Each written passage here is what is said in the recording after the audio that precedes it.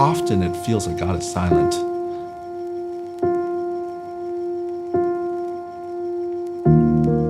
And as a Christian entrepreneur, being able to deal with the fact that God seems to be silent all the time is hard.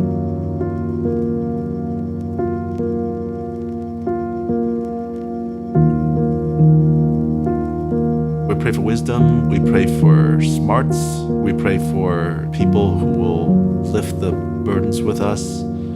We pray for funding. God, man, like, please. Usually it feels like he's silent, if I had to be really honest about it.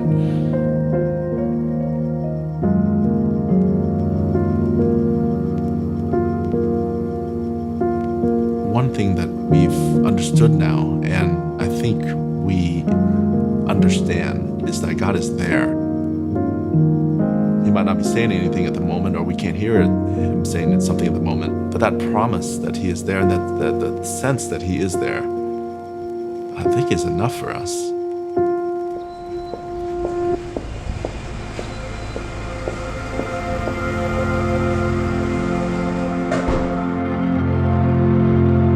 I always wonder, what is the whole point?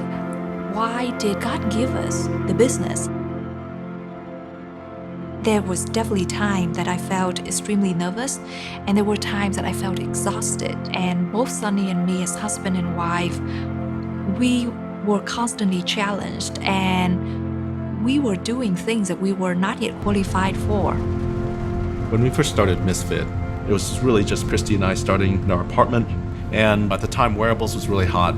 And the angle we took was, instead of focusing on fitness, endurance sports and whatnot, we went after fashion. Something that was beautiful, something that people would want to wear all of the time. It was really fashion focused, very design oriented, and I think, we won the following.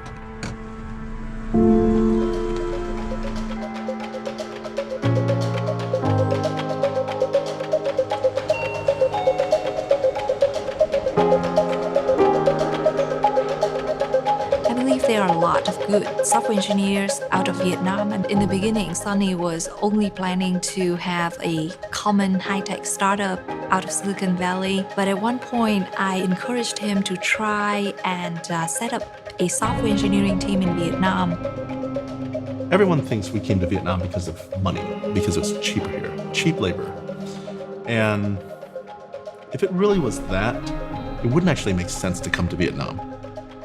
We'd be better off, I don't know, going to Russia or Ukraine, or just having a smaller team altogether in the Bay Area. You just move faster, right? But we came here because of the attitude. We were probably the first in town who believed in the capability of the people here who can do R&D work, the real R&D work. Yeah, there's a cost advantage, but when you factor in all of the midnight calls and trans-Pacific flights and the jet lag, I'm not sure the cost is worth it, to be honest. But the attitude and the working spirit, that's worth it. We had a number of values which we kept for a long time. Do more with less. Think before you talk. Listen. Be a misfit. You gotta do things differently. And then we added servant leadership. It was very nice sounding. It's like, oh yeah, I'm a servant leader. Yeah. I'm gonna serve my team, yeah. And it's like, great, we got lunch catered. You're gonna be the last in line, right? Because you're the most senior person in the company. If you get upgraded to business class, are you gonna give up that seat for the intern that you're traveling with? Because that's what's expected. It's not even a nice thing to do. It's just, you're just supposed to do that.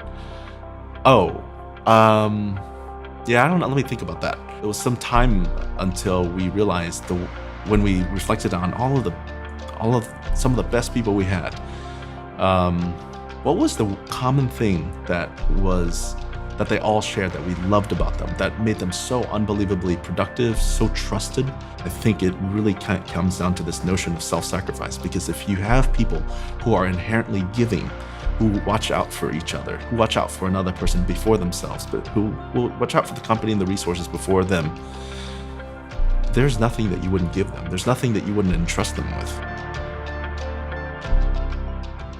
And after 3.5 years, we built it out to nearly 240 people, and we were acquired by Fossil Group. My life is my work, and my work is my life. I enjoy the work that I'm doing. It's a big part of my life, and my life is dedicated to work too. I wouldn't want the purpose of work to be just to find a bunch of money so we can donate to a church. I'd be missing a very important part of why I'm doing what I'm doing. If the why can be very intrinsic to what I'm doing, that what I'm doing is the worship. Business is the way that I express the faith that I have. It cannot be separated from life, and because of that, God has to be there.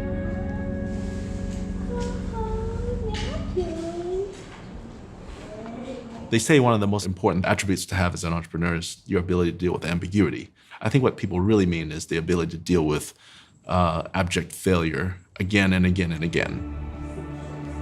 Look, all sorts of stuff happens, and sometimes it feels like out of no reason in a startup. Key people leave, huge competitors enter your space, all sorts of things happen to you. And in many of those moments, you think, God, why is this happening? Why would you let this happen? But in the quiet of our rooms, when we reflect and seek Him, I feel like we're reminded that He is there. That has given us the energy over the years to keep going. For my journey with Misfit, I rarely stop to think about success anymore, because the only thing that I kept in my mind was holding God's hand and keep going. And now I just think of the day when I see God again, and I just hope that at that day God will be pleased. I don't know if I can do it, but that's the single most important thing.